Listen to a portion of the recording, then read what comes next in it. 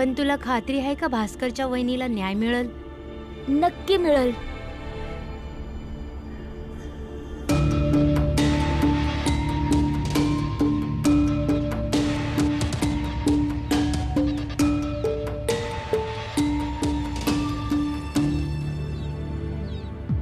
ध्रुव आहे, ध्रुव बाजा वाजवायचं म्हणत होता.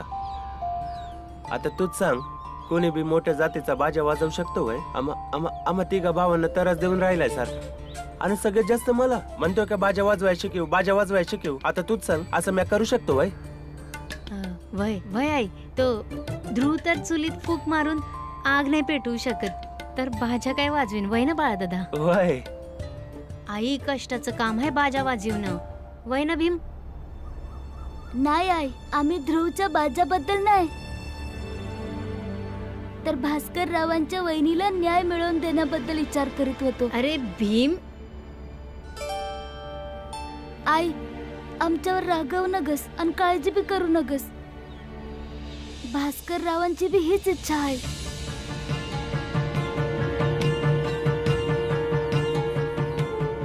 पोरग इथं कोणाला तरी न्याय मिळवून देत आहे आणि बाप तिथं क्रांतिकारींची मदत करते. भीमाच्या बाबांचा समदा प्रभाव भीमावर पडलाय, पण मला भ्या वाटते. जसा तो विचार करतो, जे वागतो, हे समद पुढे जाऊन त्याला कुठं घेऊन जाईल माहित नाही.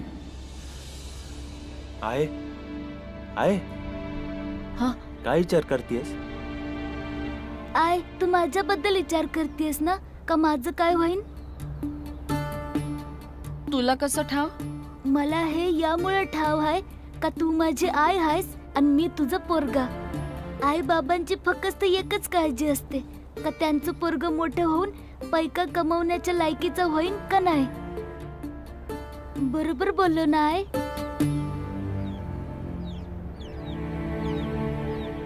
भाई भीमराव, तू एकदम बरोबर बोललास. तुझ्या एवढ्याशा डोक्यामध्ये एवढ्या समजा गोष्टी कशा येतात र? हा, काय काय भरलेलं असतं रे? चल आता जेवण करून घे. चल, चला तुम्ही दोघं बी. बाळा दादा, मी भीमसारखा अभ्यासात तितका हुशार नाही आहे, पण मी बी पैक कमवीन. इथं काम नाही मिळालं तर मी बी बाबांवनी दूर दूर ठिकाणी जाऊन व्यापार करीन. काय बी गरज नाही. जर पैक नाही कमावू शकला तर मीठ आणि चपाती खाऊन राहा. रातच्याला उपाशी पोटी झोपा, पण बायको पोरसने सोडून दूर जायची गरज नाही, जसं तुमचे बाबा करतायत. हे चुकीचं आहे आणि ही चूक माझी पोरं नाही करणार. वय आई, जोरात बोल. नाही जाणार घर परिवाराला सोडून आई.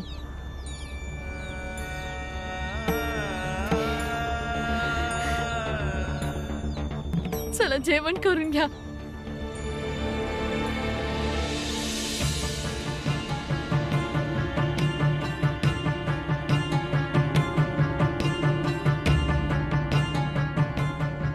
माझ्या मोठ्या भावाकडनं पुन्हा तो कागद मागितला तर खोटारडा सिद्ध होईल. मग थोड्या वेळासाठी खोटारडे बना की.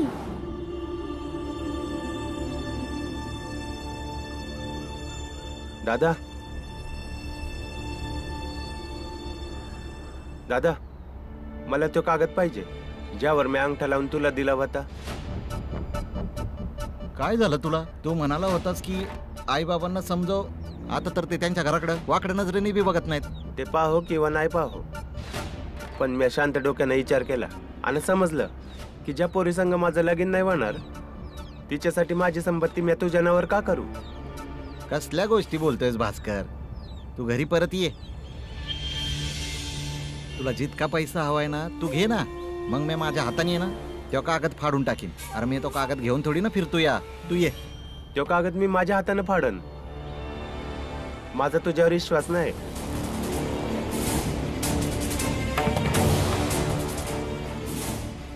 असं काय बोलतो भास्कर? तुझा माझ्यावर विश्वास नाही? मी तुझा भाव नाही होय? जी बाई मेली ती तुझी बायको होती. ती बी तुझ्यावर लय विश्वास ठेवत होती. काय केलं तू तिच्या विश्वासाचं? लय जास्त बोलतोयस भास्कर. चल जा. नाही देत तो कागद. काय करणार आहेस? तुझ्या दुकानातलं समद सामान तोडून फोडून जाळून टाकन. लय शहाणा झालायस तू.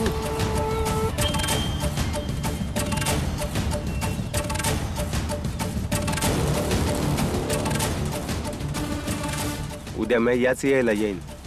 घरून कागद आठवणीनं घेऊन ये. येतो आता.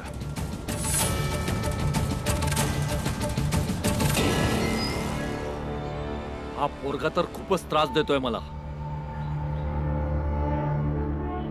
शेठजी, काय झालं?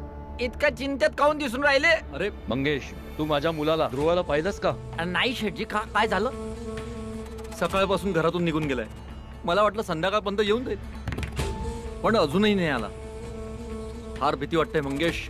तुमचं पोरगा ना या भीमरावचा मित्र आहे. होऊ शकते त्याच्या घरी गेला असेल. भीमरावच्या घरी जाऊन विचारूया. या लोकांनी त्यांच्याकडे ठेवलं असेल. हो, चल विचारूया.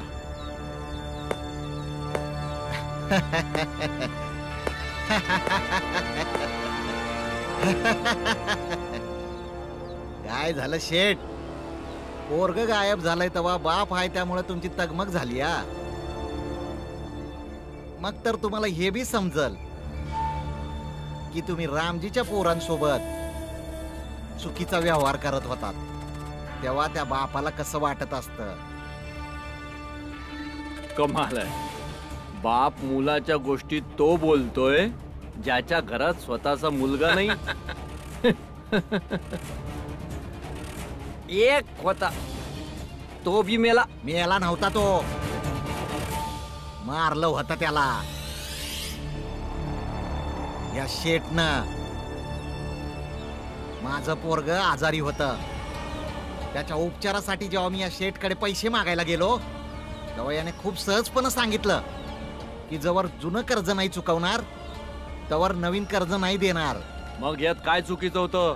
बराबर आहे शेठ. मी 1-1 रुपया जमा करून तुमचं समध कर्ज फेडलंय. पण काय आत्ताच्या आत्ता माझं पोरग मला परत देऊ शकतोस? ए, तुझ्या फालतू गोष्टी ऐकायला वेळ नाही माझ्याकडे. चल मंगेश. ए, मी त्याच दिवशी शपथ घेतली होती की तुझ्या प्रत्येक वाईट वेळेत मी हसणार आहे आणि आनंद साजरा करणार आहे. तुझं पोरग सुखरूप असू दे शेठ, पण तुझं वाटोळ होऊ दे.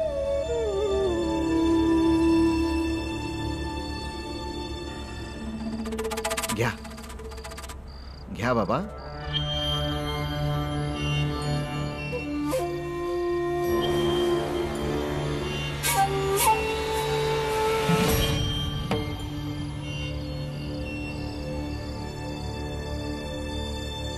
आज कोणत्या खुशीत तुम्हाला दारू पाजतोस? आज दुकानात लय नफा झालाय बाबा. आणखी लय दिवसापासून मी तुमच्या सोबत नीट वागत नव्हतो. मग माफी तर मागायचीच होती. काय हरकत नाही बाबा. जेव्हापासून भास्करचं लगीन तुटलंय ना तेव्हापासून तो लय वेगळाच झालाय. तेच तर ना. माझ्याकडे ना एक युक्ती आहे ज्यानं भास्कर घरी परत येईल. बाबा, यावर ना तुम्ही अंगठा लावा. हे उद्या जाऊन मी भास्करला दाखवन आणि सांगन की बाबानं त्यांची समधी संपत्ती माझ्या नावावर केली आहे. तो उद्या पळत तुमच्याकडे परत येईल. आणि एकदा का तो परत आला मग याच्यानंतर हा कागद फाडून टाका. आणि बाबा, याच्याशिवाय दुसरा काही उपाय बी नाहीये. बस एकदा म्हातारे याच्यावर अंगठा लाव. भास्करनं तर त्याच्या हिस्साचं अगोदरच दिलंय. कुठली केस आणि कचेरी काय बी होणार नाही. लावा ना बाबा.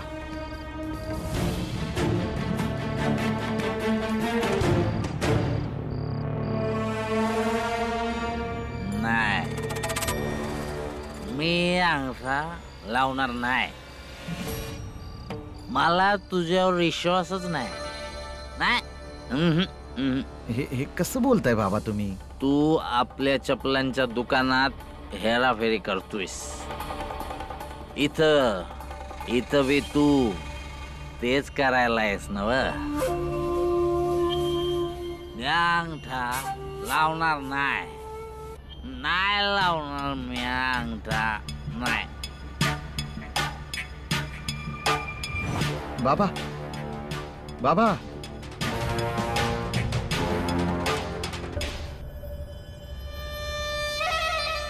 जेवण तयार आहे. हा अगं बाबा पिऊन बेशुद्ध झाल्यात. तू घेऊन ये ना, मी उठवतो त्यांना.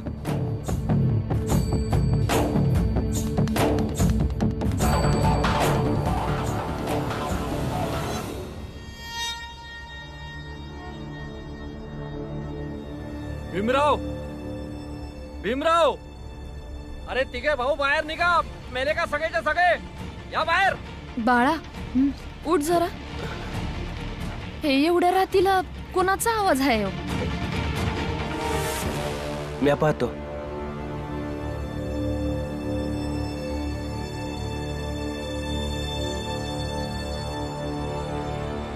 माझा मुलगा ध्रुव कुठे आहे?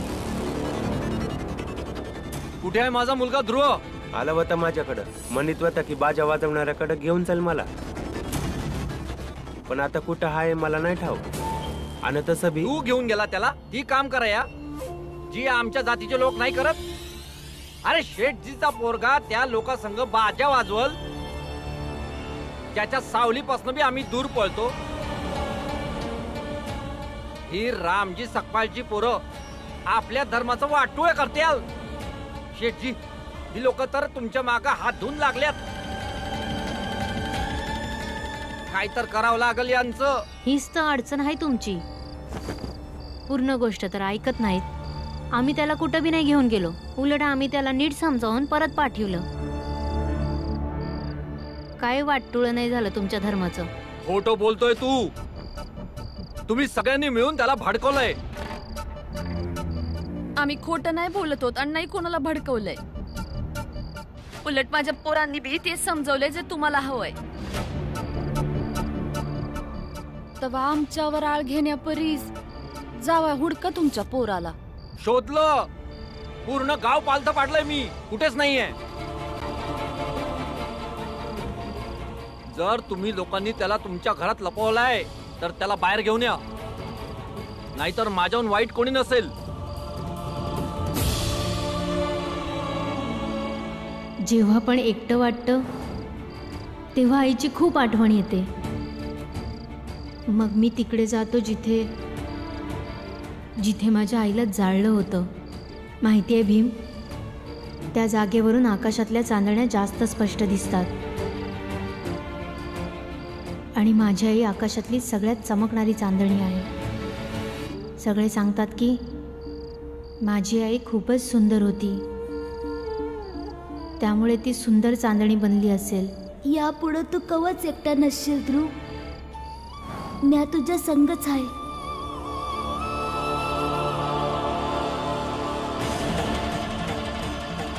भीमा. शेठजी यो भीम पळायला म्हणजे त्यानं ध्रुवाला लपविला असं. चला बघूया आपण. चला. हे थांब.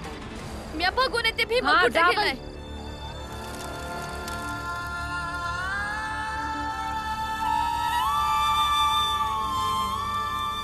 आई, तू मरून चांदणी बनलीस, पण परत चांदणी तुटून आई का नाही बनू शकणार? एकटा पडलोय मी आई. भीमराव पण खोटारडा निघाला. त्याने पण माझी साथ सोडली आहे. माझं बोलणंच नाही ऐकून घेत. ध्रुव, तुला फक्त तुझी आई चांदण्याच्या रूपात दिसती.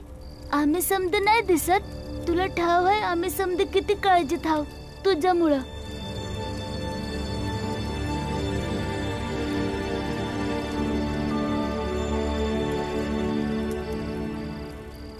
दिवसा मी पण चिंतेत होतो.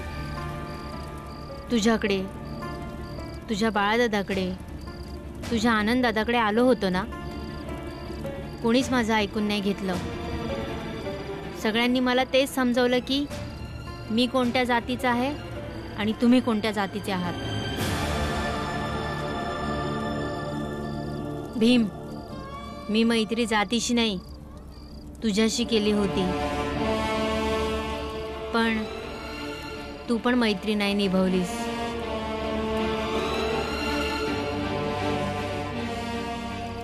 चूक झाली ध्रुव, माफ कर.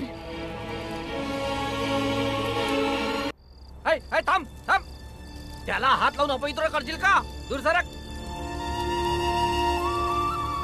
वाय वाय, अपवित्र होईल बघा. कसं आहे ना, एक छोट पोरगा आपल्या आईची आठवण काढीत होता. त्याला वाईट वाटत होतं.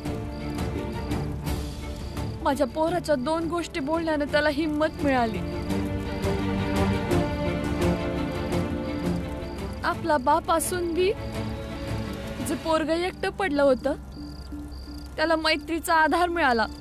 पर तुम्ही बराबर बोलताय, एकदम बराबर. या परीस पवित्र अजून काय असू शकतं? घरी जा ध्रुव. नाही जाणार मी घरी. आणि अजून समजवलं तर तुम्ही सगळे पण निघून जा. घरी चल ध्रुव. सांगून निघालो होतो, काहीतरी समजण्यासाठी आलोय. समजल्यावरच येईन. ध्रुव ध्रुव थांब. ध्रुव याला समजवा काय बी करून. हे समज ठीक नाही आहे. त्याला एकट्याला सोडा. स्वतःच कळू दे. बाबा म्हणतात एखाद्याला सारखं सारखं समजवल्यानं तो स्वतःच्या मनाचं कवच नाही करीत.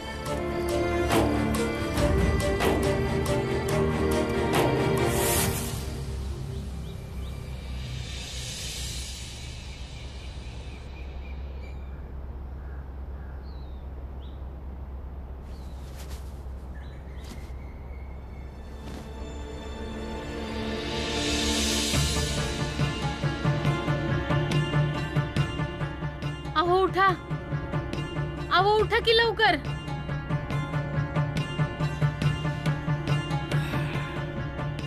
काय झालं? अहो सामान नाही हाय.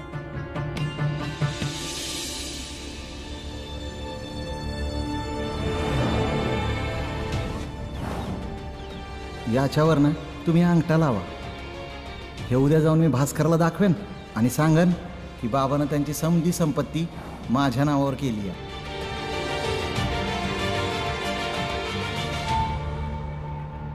मुकुंद, मुकुंद, कुठं आहेस मुकुंद? मुकुंद, मुकुंद, ह्यो काय फाजीलपणा आहे? ह्यो समद सामान बांधून का ठेवले आहेस? तुमची पाठवणी करायची आहे. आम्ही कुठे जाणार? येडा झालास का रे तू? कुठं जाणार हे तर मला ठाव नाही, पण याच्या नंतर पागलखान्यात तर तुम्ही नक्की जाल. काल रात्री जबरदस्ती तुमच्या हाताचा म्या अंगुठा इथं लावून घेतला होता. भास्करनं समजच आधी मला देऊन टाकलंय. आता जे काय आहे ना हे सगळं माझं आहे. आणि जे माझं आहे ना त्यात तुमचं आणि आईचा काय भी वाटा नाही. ते सामान बांधलेलं आहे. जा इथून. डोकं खराब झालंय वय तुझं? आई बापाला घरातून बाहेर काढशील? डोकं खराब झालंय का नाही ते नंतर मी वैद्याकडून तपासून घेईनच. सामान बांधलं आहे, घ्या आणि निघा. तू काय बोलतोयस रे बाळा? असं नको करू रे. बघा की तुम्हीच काहीतरी समजावा याला. आम्हाला घरातून बाहेर काढतोय. आम्ही कुठं जाणार? हे घर वगैरे आमचंच बनवलेलं आहे ना. काल रातच्याला दारू पाजून या मुलानं नकळत संपत्तीच्या कागदावर अंगठा लावून घेतला आणि आता घर सोडाया सांगतोय. या पोरासाठी आम्ही काय काय नाही केलं आणि आज यो आम्हाला बाहेर काढतोय. म्या काय बी नाही केलं. लोभी माणसा, जेव्हापासून मोठा झालोय दुकानमध्ये बसून पैकानी पैका जमा केलाय. कुठल्या सणाला बी तू सुट्ट्या नाही दिल्यास. ह्याच गोष्टीचं तर वाईट वाटतंय की तुला का नाही मारलं म्या. अरे तुझ्यासारख्या नालायक आणि कामचोर लोकांना कामच दिलं नाही पाहिजे. अरे ते तर तुझ्या बापानं जमवलेला धंदा होता. नाहीतर तुझ्याकडून तर कोणी आपलं चपल्याची धूळ पण चाटून घेणार नाही. लई जास्त बोलताय बाबा. दादा नीट बोल त्यांच्याशी. नीट बोलू? का बोलू?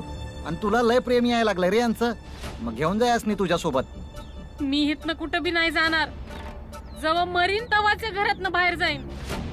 एवढं काय काय केलं घरासाठी, थोडं बी सुख नाही मिळालं, न पोराकडनं न सुनाकडनं. वय दादा, जेव्हा तुमचं लग्न झालं नव्हतं तेव्हा आईच तुला जेवण बनवून द्यायची ना. किती बी उशीर झाला तरी बी चपाती नेहमी गरम गरमच द्यायची आणि झोपेत स्वतःचा हात जाळून घ्यायची. तू समजा विसरलास? मग यांना आठवण करून दे ना, यांनी माझ्या बायकांना का मारलंय ते.